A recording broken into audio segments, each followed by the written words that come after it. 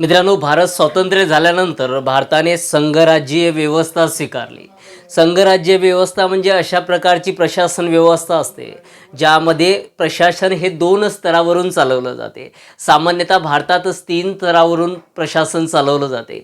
एक केंद्रीय स्तर, एक राज्य स्तर आणि एक असते स्थानिक स्तर, ज्याला आपण स्थानिक स्वराज्य संस्था म्हणतो. परंतु जेव्हा आपण स्वातंत्र्य मिळविलं आणि आपली भारताची राज्यघटना स्वतः लागू केली, तेव्हा 2 स्तरामध्ये आपलं पूर्ण प्रशासन विभाजलेलं होतं. ते म्हणजे केंद्रीय प्रशासन आणि राज्य प्रशासन.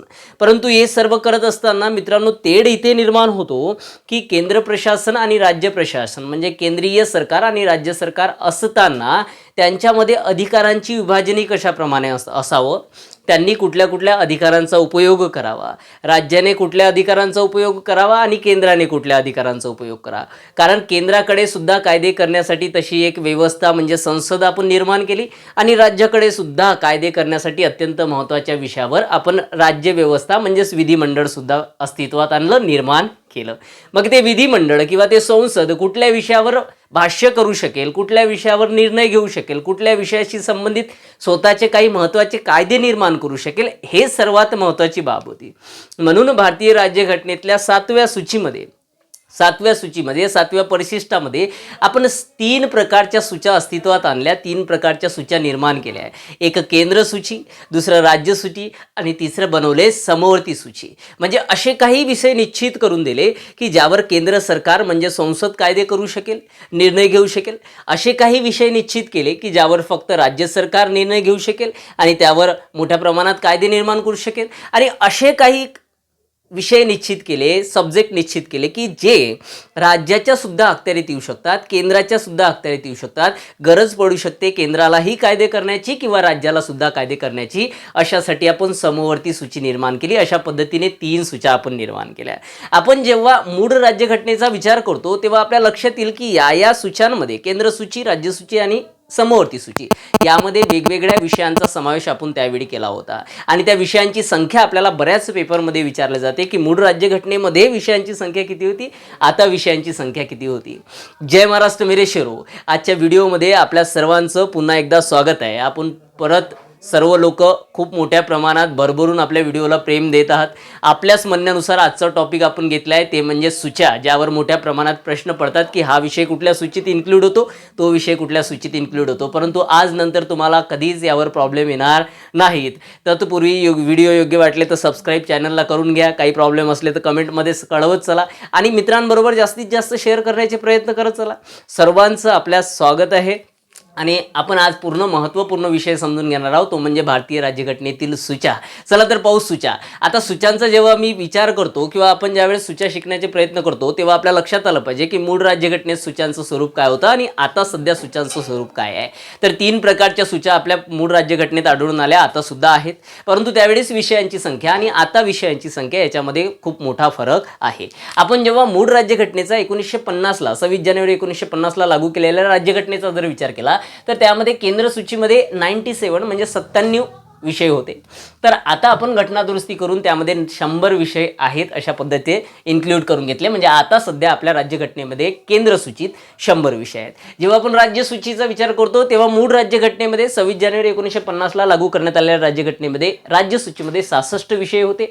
आपण ते कमी करून आता 61 केलेले आहेत. म्हणजे मूळ राज्यघटनेत किती होते, आता किती होते, हे सर्वात महत्त्वाचं. त्याचबरोबर समवर्ती सूची, ज्यावर दोनही संसद आणि विधिमंडळ कायदे करू शकते, असे किती विषय होते तर त्याला समवर्ती सूची म्हणावं. समवर्ती सूचीमध्ये मूळ राज्यघटनेत आपल्याकडे 47 विषय होते, आता आपल्याकडे आहेत 52 विषय. म्हणजे समवर्ती सूचीत मूळ राज्यघटनेत 47 आणि आता आहेत 52 विषय. हे पहिली बेसिक कन्सेप्ट कव्हर करून घ्या. त्यानंतर अशा काही महत्त्वाच्या गोष्टी आपण काढल्यात किंवा अशा काही महत्त्वाचे विषय आपण इथे तुम्हाला बोर्डवर दिसतीलच, तुमच्यासाठी लिहिले, तुम्ही याचा स्क्रीनशॉट काढू शकले पाहिजे त्यासाठी. कारण हे विषय आपल्याला पेपरमध्ये विचारले जातात. 4 आपल्याला विषय देतात आणि विचारतात की खालीलपैकी कोणता विषय राज्यसूचीत मोडत नाही, खालीलपैकी कोणता विषय केंद्र सूचीत येतो. असे बरेच प्रश्न आपल्याला पडलेले असतात. केंद्र स्टेट गव्हर्नमेंटच्या एक्झाम असो की केंद्रीय म्हणजेच केंद्र सरकारच्या एक्झाम्स असो, सर्वच एक्झाममध्ये हा पॉईंट विचारला जातो. तर आपण सर्वप्रथम पाहू केंद्र सूची. केंद्र सूचीमध्ये आपण पाहिलं की मूळ राज्यघटनेमध्ये 97 विषय होते, आता 100 विषय झाले म्हणजे वाढलेत. आता एक महत्त्वाची बाब समजून घेणं गरजेचं आहे मित्रांनो की यामध्ये कुठले कुठले विषय इन्क्लूड होतात. इथे जरी मी कमी काढले असतील तरी एकत्रितरित्या 100 विषय पाहिजेत, परंतु इथे जवळपास 50 विषय काढलेले आहेत कमी जास्त. ते 50 विषयच मोठ्या प्रमाणात पेपरमध्ये विचारले जातात. काही विषय याच्याशीच निगडीत आहेत, याच पॉईंटशी निगडीत आहे, म्हणून ते परत परत शिकण्याची गरज पडणार नाही. मग विषय कुठले केंद्र सूचीमध्ये? पहिला आहे सुरक्षा, जो देशासाठी अत्यंत महत्त्वाचा घटक असतो, तो म्हणजे आहे डिफेन्स म्हणजे सुरक्षा. दुसरा आहे सेना, सुरक्षेसाठी अत्यंत महत्त्वाच्या 3 प्रकारच्या सेना, मग त्यामध्ये वायुदल असेल, त्यामध्ये आर्मी असेल, किंवा त्यामध्ये एअरफोर्स असेल, किंवा आपल्याकडे जे काही नेव्ही असेल ते सर्व. त्यानंतर कटक मंडळे. आपल्याला माहीत आहे की कटक मंडळे वेगवेगळ्या राज्यात आढळून येतात, त्यांना आपण छावणी मंडळे म्हणतो, ज्यामध्ये मोठ्या प्रमाणात सैनिकी वसाहती आढळून येतात आणि त्यांच्यावर नियंत्रण केंद्र सरकारच्या संरक्षण मंत्रालयाचं असते. त्यानंतर आहे आयुध निर्मिती म्हणू शकतो आपण याला. दारुगोळा असेल, बंदुका असेल, अदर काही गोष्टी असतील, त्या सर्वच्या सर्व निर्मिती किंवा त्याच्यावर नियंत्रण सर्व केंद्र सूचीमध्ये येते. त्यानंतर पुढचा विषय आहे परमाणू निर्मिती असेल, यान असेल, स्पेस रिसर्च असेल, किंवा मग आपण अवकाशात पाठवत असलेले जे काही मोठ्या मोठ्या सॅटेलाईट असेल, ते सर्व केंद्र सरकार. त्यानंतर आहे परराष्ट्रीय संबंधासंबंधी सर्वचे सर्व अधिकार केंद्र सूची. त्यानंतर आहे व्यापार, आंतरराष्ट्रीय व्यापार आपण याला म्हणू शकतो, कारण आंतरराज्यीय व्यापार हा राज्यसूचीत सुद्धा मोडतो, आंतरराष्ट्रीय व्यापार. त्यानंतर युनो, संयुक्त राष्ट्राशी निगडीत सर्वच्या सर्व पॉईंटवर कायदे करण्याचा, निर्णय घेण्याचा अधिकार केंद्र सरकारला आहे. त्यानंतर आहे आपल्याकडे आंतरराष्ट्रीय परिषदा अत्यंत महत्त्वाचा पॉईंट आहे. जशा पद्धतीने आपण आता G20ची आपल्या भारतात परिषद आपण अध्यक्ष आहोत सध्या, तशा पद्धतीने. त्यानंतर आहे आंतरराष्ट्रीय करार, वेगवेगळ्या देशांबरोबर काही आपले करार होत असतील तर ते केंद्र सरकारच करू शकते, राज्य सरकार करू शकत नाही. त्यासंबंधी निर्णय संसदच घेऊ शकते, विधिमंडळ नाही. त्यानंतर आहे युद्ध, अत्यंत महत्त्वाचं पॉईंट, युद्ध केंद्र सूचीत मोडतो. त्यानंतर आहे नागरिकता, कुठल्याही व्यक्तीला नागरिकत्व हवं असेल, त्याचं नागरिकत्व काढून घ्यायचं असेल तर तो सर्वचा सर्व अधिकार आपल्याकडे संसदेला आहे, म्हणजे केंद्र सूचीत. त्यानंतर आहे आंतरराष्ट्रीय प्रवास भारताच्या बाहेर विजा असेल, पासपोर्ट असेल, ते सर्वच्या सर्व गोष्टी आपण केंद्र सरकारच्या सूचीमध्ये मोडतात. त्यानंतर आहेत राष्ट्रीय महामार्ग, राज्यमार्ग राज्य सूचीमध्ये मोडतात, राष्ट्रीय महामार्ग केंद्र सूची. त्यानंतर आहे रेल्वे केंद्र सरकार, राज्य सरकारचं नाही. त्यानंतर आहे समुद्री प्रवास असेल, समुद्री संरक्षण असेल, किंवा समुद्री अदर काही गोष्टी असतील, म्हणजे आपण बोलतो की आपण खनिज तेल काढतो समुद्रामधून किंवा अदर काही गोष्टी, त्या सर्वचं सर्व केंद्र सरकार. त्यानंतर आहे सैनिकी दवाखाने तशा पद्धतीने आरोग्य जर लक्षात घेतलं तर राज्य सूचीमध्ये मोडते, परंतु सैनिकी दवाखाने आपल्याकडे केंद्र सूचीमध्ये मोडतात. त्यानंतर आहे विमान हवाई क्षेत्र प्रत्येकच असेल, विमान निर्मिती असेल, विमानतळे असतील, किंवा त्यासंबंधी आयात निर्यात अदर काही गोष्टी असतील, ते सर्वचं सर्व केंद्र सरकार किंवा केंद्र सूची. त्यानंतर आहे डाक खातं, पोस्ट ऑफिस आपण याला म्हणतो, सर्वचं सर्व केंद्रीय सूची. त्यानंतर आहे कर्ज म्हणजे आंतरराष्ट्रीय कर्ज, भारत सरकारने घेतलेलं कर्ज, ते सुद्धा मोडेल. त्यानंतर नैसर्गिक संपत्तीवर पूर्णपणे केंद्र सरकारचा अधिकार असतो. नैसर्गिक संपत्तीशी संबंधित कायदा करण्याचा अधिकार फक्त आणि फक्त केंद्र सरकारला आहे, राज्य सरकारला नाही. त्यानंतर आहे चलन व्यवस्था, नोटा असतील, नाणे असतील, त्या सर्वांची निर्मिती असणे, त्याचं प्रचलन असणे, सर्व केंद्र सूची. त्यानंतर आहे आरबीआय माहितीच आहे तुम्हाला, राष्ट्राची बँक म्हणून कार्य करते. त्यानंतर आहे लॉटरी ज्या काही जुगार, लॉटरी या सगळ्या गोष्टी येतात, त्या सर्वच्या सर्व केंद्र सूचीमध्ये मोडतात. त्यानंतर आहे सीमा, आपल्या आंतरराष्ट्रीय जेवढ्याही सीमा असतील त्या सर्वच्या सर्व केंद्र सूची. आंतरराज्यीय व्यापार, आंतरराष्ट्रीय व्यापार सर्व इथे मोडेल. त्यानंतर आहे विमा क्षेत्र, LIC असेल, GIC असेल, किंवा अदर काही विमा असतील, पीक विमा असेल, त्या सगळ्या गोष्टी कुठे मोडतात? केंद्र सरकार, केंद्र सूची. त्यानंतर विद्यापीठ, सर्व विद्यापीठ, परंतु आपण म्हटलं माध्यमिक किंवा शालांत बोर्ड, तर ते सर्व राज्य सरकारच्या अखत्यारीत मोडत असते, परंतु विद्यापीठ केंद्र सूची. त्यानंतर आहे शेअर मार्केट, स्टॉक मार्केट, ते सर्व केंद्र सूची. त्यानंतर आहे आपल्याकडे पेटेंट, एखाद्या गोष्टीची निर्मिती ज्यावेळेस आपण करतो त्यावेळेस त्याच्यावर आपला एकाधिकार असावा, मक्तेदारी असावी, त्यासाठी पेटेंट वाटलं जाते, हे केंद्र सरकार केंद्र सूचीमध्ये मोडते. त्यानंतर आहे वजने, जेवढेही वजन असतील, किलोने असेल किंवा अदर काही मीटर, फूट, हे सगळे वजन असतील किंवा अदर काही मापं असतील, ते सर्वचे सर्व कोणाच्या अखत्यारीत मोडतात? हा पॉईंट आलेला आहे वजनांवर, परीक्षेमध्ये बऱ्याचदा प्रश्न विचारलेला आहे, की वजने कुठल्या सूचीमध्ये मोडतात? तर केंद्र सूचीमध्ये मोडतात मित्रांनो. त्यानंतर आहे खनिज तेल किंवा खनिकाम असेल, ते सर्व किंवा खाण असेल, खाण क्षेत्र असेल, कुठल्याही पदार्थाची किंवा कुठल्याही धातूची खाण, ते सर्व केंद्र सूची. त्यानंतर आहे आपल्याकडे मत्स्य क्षेत्र, मत्स्य व्यवसाय असेल, समुद्र आला म्हणजे सर्व मत्स्य व्यवसाय आला त्याच्यामध्ये, ते सर्व केंद्र सरकार. त्यानंतर आहे मीठ निर्मिती, हा अत्यंत महत्त्वाचा पॉईंट आहे. मीठ निर्मिती यावर सुद्धा प्रश्न बऱ्याचदा पडलेले आहेत. मीठ निर्मिती कोणाच्या अखत्यारीत येते? तर केंद्र सरकारच्या अखत्यारीत, केंद्र सूची. त्यानंतर आहे अंमली पदार्थाची आयात निर्यात असेल, अंमली पदार्थाची निर्मिती असेल, केंद्र स्तरावर असेल, आंतरराष्ट्रीय स्तरावर असेल तर केंद्र सरकार, परंतु आंतरराज्यीय स्तरावर असेल किंवा राज्याच्या अंतर्गत असेल तर मग राज्य सरकारमध्ये जाईल.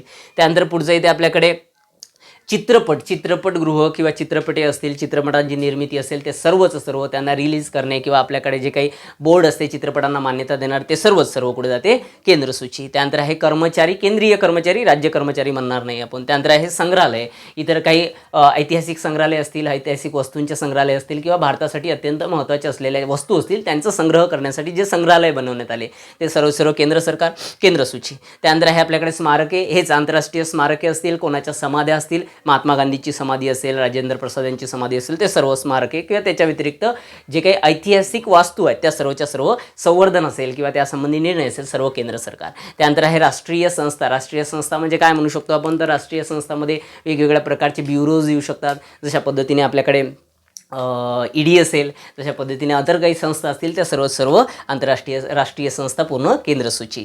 त्यानंतर पुढचं आहे आपल्याकडे शिक्षण संस्था. ह्या सुद्धा राष्ट्रीय शिक्षण संस्थाच हव्या, राज्याच्या सुद्धा शिक्षण संस्था असू शकतात. त्यानंतर आहे हवामान, त्याचबरोबर जे काय आपल्याकडे भौगोलिक विज्ञान म्हणू शकतो आपण, ते सर्व मोडेल केंद्र सूची. त्यानंतर आहे विज्ञानसुद्धा आपल्याकडे विज्ञान तंत्रज्ञान केंद्र सूचीमध्ये मोडते. त्यानंतर आहे जनगणना, हा अत्यंत महत्त्वाचा पॉईंट, हा सुद्धा पेपरमध्ये आलेला आहे. जनगणना कुठे मोडते, तर जनगणना आपल्याकडे मोडते, ते म्हणजे केंद्र सूची. त्यानंतर आहे लोकसेवा, आपण बोलतो UPSC, IAS, IPS किंवा IRS अशा पद्धतीचे जे पदं आहेत ते भरण्यासाठी जे काही लोकसेवा आहेत, त्या जे काही लोकसेवा आहेत त्या सर्व केंद्र सूची. त्यानंतर आहे पेन्शन अत्यंत महत्त्वाचा पॉईंट, हा सुद्धा पेपरला आला आहे. पेन्शन हे कुठल्या सूचीमध्ये मोडते, तर केंद्र सूचीमध्ये. त्यानंतर आपल्याकडे वृत्तपत्र, हा सुद्धा पॉईंट पेपरला आलेला आहे. जे आले तेच इथे इन्क्लूड करण्यात आले, त्याच पूर्ण स्क्रीनशॉट तुम्ही नंतर घेऊ शकता. वृत्तपत्रे, न्यूज चॅनल्स, त्या सर्व वृत्तवाहिन्या, ह्या सर्व कुठे येतील, केंद्र सूची. त्यानंतर आहे सीमा शुल्क, म्हणजेच आपण त्याला आयात शुल्क, आयात निर्यात शुल्क म्हणू शकतो, सीमा शुल्क ते सुद्धा. आणि न्याय किंवा केंद्रीय न्याय व्यवस्था हे कुठे मोडेल, तर केंद्र सूची. अशा पद्धतीने जवळपास येथे मी 50 विषय तुम्हाला सांगण्याचे प्रयत्न केले केंद्र सूचीमधले. काही विषय यशाशीच निगडीत असल्या कारणाने त्यावर कन्फ्युजन निर्माण होणार नाही पेपरमध्ये, परंतु हे 50 विषय अत्यंत महत्त्वाचे आहे जे पेपरमध्ये विचारल्या जाऊ शकतात, जे केंद्र सूचीमध्ये इन्क्लूड होतात. मित्रांनो, आय होप लक्षात आले असतील. आता जाऊ राज्य सूचीकडे. बेसिकली सांगितलं मी की मूळ राज्यघटनेत 66 होते राज्य सूचित विषय, आता 61 झालेले आहेत. आता ते 61 विषय नेमके कुठले किंवा त्यापैकी काही महत्त्वाचे कुठले, परीक्षाभिमुख कुठले, परीक्षेत कुठले विचारले जाऊ शकतात, अत्यंत महत्त्वाचे. मित्रांनो, हे जे विषय आहेत हे तुम्हाला कुठेच एका पुस्तकात आढळणार नाहीत किंवा हे कुठेच तुम्हाला नेटवर, गुगलवर एकत्रितरित्या मिळणार नाही. त्यासाठी हे सर्वचे सर्व अत्यंत महत्त्वाचे आणि परिश्रमाने आमच्या पूर्ण टीमने काढलेले आहे, त्याच्याकडे लक्ष असावं. ठीक आहे, तर याच्यामध्ये काय काय ते सर्वात महत्त्वाचा घटक विचारला आहे पेपरला विचारला आहे की पोलीस खातं कोणाच्या अंतर्गत येते, कुठल्या सूचीमध्ये येतं, ते येते राज्य सूचीमध्ये पोलीस खातं. त्यानंतर आहे कामगार कल्याण, राज्य सूची. त्यानंतर आहे स्वराज्य, स्थानिक स्वराज्य संस्था असतील, नगर परिषद, महानगरपालिका, जिल्हा परिषद असतील, पंचायत समित्या, ग्रामपंचायत, सर्व राज्य सूची. त्यानंतर आहे आरोग्य, अत्यंत महत्त्वाचा पॉईंट, आरोग्य सुद्धा विचारला आहे कोणत्या सूचीमध्ये मोडते, तर राज्य सूची. त्यानंतर आहे तीर्थयात्रा आंतरराष्ट्रीय सुद्धा म्हणू शकतो, आंतरराज्यीय म्हणू शकतो. त्यानंतर अपंग कल्याण, हा सुद्धा पॉईंट अत्यंत महत्त्वाचा आहे पेपरच्या दृष्टिकोनातून. अपंग कल्याण मंत्रालय हे फक्त आणि फक्त राज्य सरकारला असतात, केंद्र सरकारला नसतात. त्यानंतर आहे स्मशान, कब्रस्तान, हा पॉईंट अत्यंत महत्त्वाचा आहे, हा विचारला जाऊ शकतो, जरी विचारला नसेल तरी विचारला जाऊ शकतो. स्मशाने आणि कब्रस्ताने कुठे जातो, तर राज्य सूची. त्यानंतर आहे ग्रंथालय राज्य सूचीमध्ये. त्यानंतर आहे ऐतिहासिक स्मारके, जे राज्याच्या अंतर्गत येतात ते स्मारके. त्यानंतर आहे राज्यमार्ग, राष्ट्रीय महामार्ग म्हटलं तर केंद्र सूची आणि राज्यमार्ग म्हटलं तर आपल्याकडे येतील राज्य सूची. त्यानंतर आहे कृषी सुद्धा अत्यंत महत्त्वाचा पॉईंट आहे. कृषी हा अत्यंत महत्त्वाचा पॉईंट आहे, तो म्हणजे कुठे जातो, तर राज्य सूचीमध्ये जातो, अत्यंत महत्त्वाचा. पण सिंचन जर आपण म्हणू जलसिंचन, तर ते केंद्र सूचीमध्ये यायला पाहिजे. धरण बांधणी असेल किंवा धरणांची निर्मिती असेल किंवा खत निर्मिती असेल, खत कारखाने असतील, ते सगळे केंद्र सूची. आणि कृषी जर बेसिकली म्हटलं आपण, शेतीशी निगडीत अदर काही योजना असतील, अदर काही गोष्टी असतील, तर त्यासंबंधी राज्य सूची. त्यानंतर आहे पशुसंवर्धन, हा अत्यंत महत्त्वाचा पॉईंट आहे. पशुसंवर्धन हा केंद्र सूचीमध्ये मोडत नाही. पशुधन असेल, पशुसंवर्धन असेल, पक्षी प्राणी सगळे असेल, त्यांच्या संवर्धनासंबंधी विषय राज्य सूची. त्यानंतर आहे जलसिंचन राज्याचं, परंतु केंद्रीय म्हटलं तिकडे जाईल. त्यानंतर आहे भूमी अधिग्रहण किंवा भूमी अभिलेख म्हणू शकतो, खातं आहे आपल्याकडे एक राज्य सरकारचं भूमी अभिलेख, ते सुद्धा. त्यानंतर खानाचा विकास, पण खनिकर्म म्हणजे खाण बनवणे, खाण निर्माण करणे, त्याच्यातून वेगवेगळ्या प्रकारचे धातू काढणे, ते सगळं जाते केंद्र सूची. परंतु खाण विकास घडून आणणे त्या राज्याच्या क्षेत्रात येणारा ते जाते सर्व राज्य सूची. त्यानंतर आहे गॅस, नैसर्गिक गॅस जे आहेत आपल्याकडे, वायू जे आहेत ते सगळे जातात आपल्याकडे राज्य सूची. त्यानंतर आहे बाजार किंवा त्याच्यात आपण म्हणू शकतो मेला, त्यानंतर आपण म्हणू शकतो मिनी बाजार बाजार अशा काही गोष्टी जे येतात त्या सर्वच्या सर्व राज्य सूचीमध्ये मोडतात. त्यानंतर येते सावकारी, अत्यंत महत्त्वाचा पॉईंट सावकारी. सावकारी म्हणतो आपण याला. सावकारी म्हणजे एखादी गोष्ट आपल्याला कर्ज देणारे, कर्जाऊ देणारे लोक, लायसन, त्या सगळ्या गोष्टी राज्यसूची. त्यानंतर सहकार विषय अत्यंत महत्त्वाचा. 97 घटना दुरुस्तीनुसार आपण राज्यघटनेत टाकला, परंतु हा राज्यसूचीमध्ये मोडतो. सहकार विचारलाय, पेपरला विचारला जाईल. साहित्य क्षेत्र असेल ते सर्व राज्यसूची. त्यानंतर आहे मनोरंजन क्षेत्र म्हणजे टी व्ही असेल किंवा अदर काही गोष्टी असतील, टी व्ही चॅनल्स असतील किंवा आपण त्याला काय म्हणू शकतो, तो एखाद्या उद्योग असेल त्या मनोरंजन क्षेत्राशी निगडीत ते सर्वचे सर्व. खेळ असतील किंवा अदर काही गोष्टी ते सर्व राज्यसूची. त्यानंतर आहे राज्य लोकसेवा. जसे इथे केंद्रीय लोकसेवा तशाच पद्धतीने इकडे राज्य लोकसेवा मोडतात. त्यानंतर आहे विक्री कर असो किंवा विक्री असो, खरेदी असो, ते सगळं खरेदी विक्री संस्था आहेत आपल्याकडे माहीत आहे. कृषी उत्पन्न बाजार समितीला संलग्न असलेल्या संस्था खरेदी विक्री संस्था असतात, त्यासुद्धा राज्यसूची. त्यानंतर आहे रस्त्यांचा कर. रस्ते कर जो आहे तो केंद्र सरकार लावू शकत नाही, राज्य सरकार लावते. केंद्र सरकार सीमा शुल्क लावत असते. त्यानंतर आहे विद्युत महामंडळे असतात वेगवेगळ्या राज्याचे. जसं महाराष्ट्राचं म्हटलं तर आपल्याकडे MSEB आहे. ओके, तशाच पद्धतीने विद्युत हे पूर्ण राज्यसूची. त्यानंतर आहे अपराध सुद्धा आपल्याकडे कुठे येतो, अपराध किंवा आपण म्हणू गुन्हेगारी, हे सगळं राज्यसूची. त्यानंतर आहे प्राणी कल्याण म्हणू शकतो आपण किंवा पशु कल्याण आपण घेतलंयच, ते सगळं कुठे जाईल, राज्यसूची. त्यानंतर आहे यात्रा कर. एखाद्या राज्यामध्ये यात्रा भरत असेल एखाद्या ठिकाणी तर त्याच्यावर यात्रा कर लावण्याचा अधिकार त्या राज्याला आहे किंवा त्यासंबंधी कायदा करण्याचा अधिकार राज्य सरकारला आहे. त्यानंतर आहे महसूल म्हणू शकतो आपण, महसूल विभाग. जशा पद्धतीने एखाद्या गोष्टीचे कर वेगळ्या पद्धतीने आकारल्या जात असतात, जसं शेती विती अदर्शी निगडीत काही महत्त्वाच्या गोष्टी असतात ते महसूलमध्ये जाते.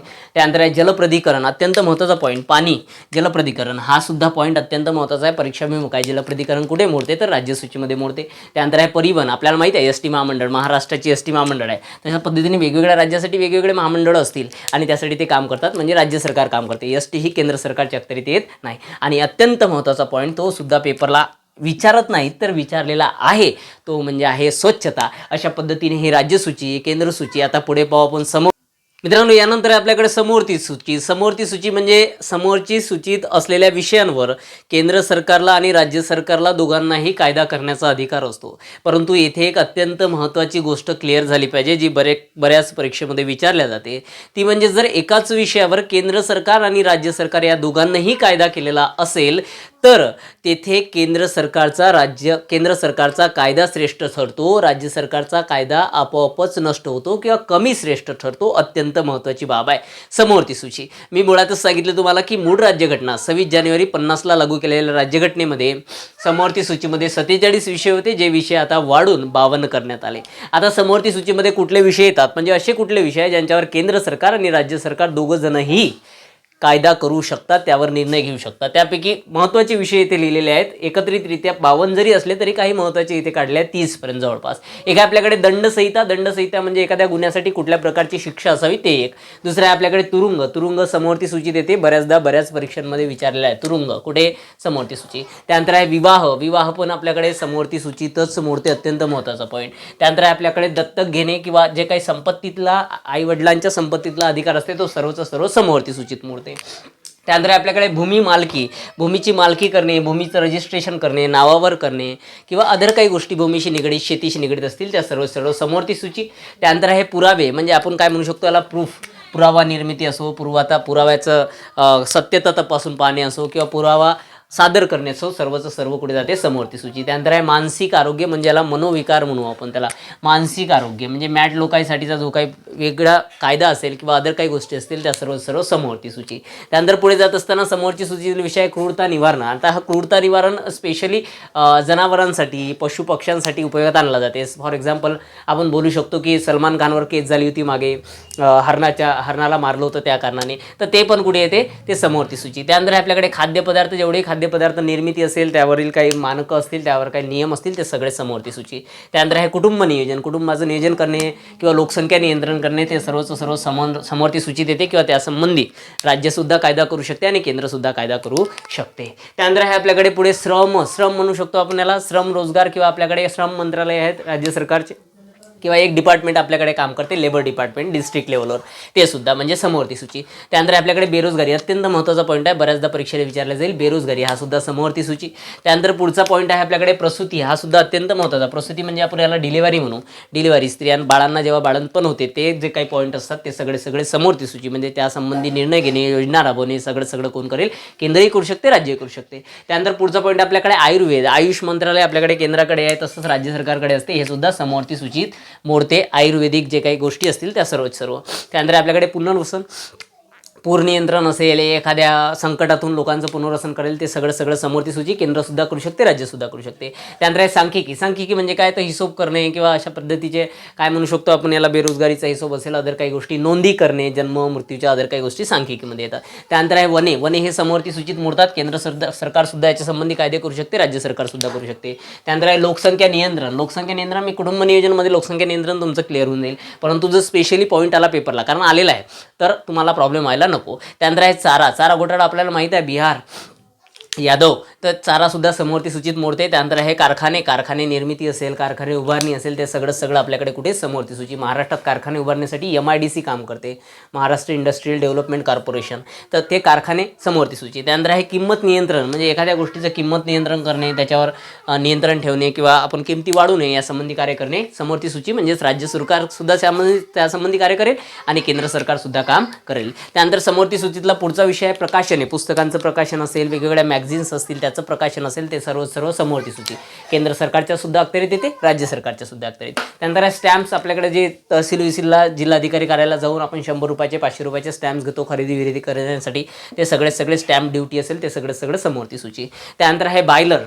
हा सुद्धा पॉईंट अत्यंत महत्त्वाचा आहे, पेपरला विचारला जाऊ शकतो. त्यानंतर आहे कापूस, परंतु कच्चा कापूस म्हणू शकतो आपण याला, कॉटन म्हणू शकतो आपण याला, म्हणजे जे कच्चं शेतातून आपण काढतो ते समोरती सूचित मोडते. परंतु कपडा म्हटलं तर तो केंद्र सरकारमध्ये, राज्य सरकारमध्ये मोडते. ठीक आहे, ओके चलो. त्यानंतर पुढचा पॉईंट आहे आपल्याकडे जूट निर्मिती अत्यंत महत्त्वाचं आहे. जूट ताग महत्त्वाचा आहे, कापसासारखंच आहे, त्या कारणाने हे सुद्धा समोरती सूची. त्यानंतर आहे चिकित्सा म्हणजे शोध म्हणू शकतो आपण याला, संशोधन म्हणू शकतो, सगळं समोरती सूची. राज्य सरकारला तेवढाच अधिकार आहे आणि केंद्र सरकारला तेवढाच अधिकार आहे. पुढचा पॉईंट आहे आपल्याकडे सामाजिक सुरक्षा म्हणजे समाजामध्ये तंटे निर्माण होऊ नये, समाजामध्ये अदर काही गोष्टी निर्माण होऊ नये, भेदभाव निर्माण होऊ नये, यासाठी काम करणे केंद्रसुद्धा आणि राज्यसुद्धा दोघांचंही काम आहे आणि एकही जण करत नाही. असो, चला पुढचा पॉईंट आहे आपल्याकडे समोरती सूचीतला, तो म्हणजे संक्रमित रोग, म्हणजे आपण म्हणू रोगराई पसरणे किंवा आपण म्हणू की विषाणूपासून पसरणारा रोग किंवा अदर काही असतील, ते समोरती सूची. म्हणजे काय, तर आपल्याला माहीत आहे की कोविडच्या कालखंडात महाराष्ट्र शासनाने मोठ्या प्रमाणात निर्णय घेतले होते, योजना राबवल्या होत्या, त्या पद्धतीने केंद्राने सुद्धा ताट वाजवले होते. असो, तर संक्रमित रोग. त्यानंतर पुढचं आहे आपल्याकडे जन्म मृत्यूची नोंद असेल, जन्म मृत्यूचा दर असेल, त्या सगळ्या गोष्टीवर नियंत्रण ठेवणे हे राज्याचं कर्तव्य आहे, त्याचबरोबर केंद्राचं सुद्धा कर्तव्य आहे आणि त्यासंबंधी कायदा केंद्र राज्य दोन्ही करू शकतात. मित्रांनो, या सर्व आपल्याकडे 3 सूच्या होत्या, त्यापैकी अत्यंत महत्त्वाचे परीक्षाभिमुख विषय आपण समजून घेतले, कुठले विषय इन्क्लूड होतात ते समजून घेतले. याचे तुम्ही स्क्रीनशॉटही नंतर काढू शकता. आपण पहिल्यांदा केंद्र सूची पाहिली, मग राज्य सूची पाहिली, नंतर आपण समोरती सूची पाहिली. अशा 3ही सूच्या आपल्याला भारतीय राज्यघटनेच्या 7व्या परिशिष्टात आढळून येतात. राज्यघटनेच्या कलमात जरी नसले तरी परिशिष्टात आपल्याला आढळून येतात. आजच्यासाठी एवढंच, येथेच थांबतो. तत्पूर्वी सर्वात महत्त्वाची बाब, व्हिडिओ आवडत असतील तर लाईक शेअर करून घ्या, मोठ्या प्रमाणात चॅनलला सबस्क्राईब करून घ्या. प्रॉब्लेम्स असतील, प्रश्न असतील, क्युरीज असतील तर कमेंटमध्ये सोडा. आपल्या फेसबुक पेजला सुद्धा फॉलो करण्याचे प्रयत्न करा. ओके, यानंतर आपण अशाच पद्धतीच्या एखाद्या महत्त्वपूर्ण परीक्षाभिमुख तुम्ही म्हणसाल त्या विषयावर व्हिडिओ लेक्चर घेण्याचे प्रयत्न करू. आजच्यासाठी एवढंच. जय हिंद.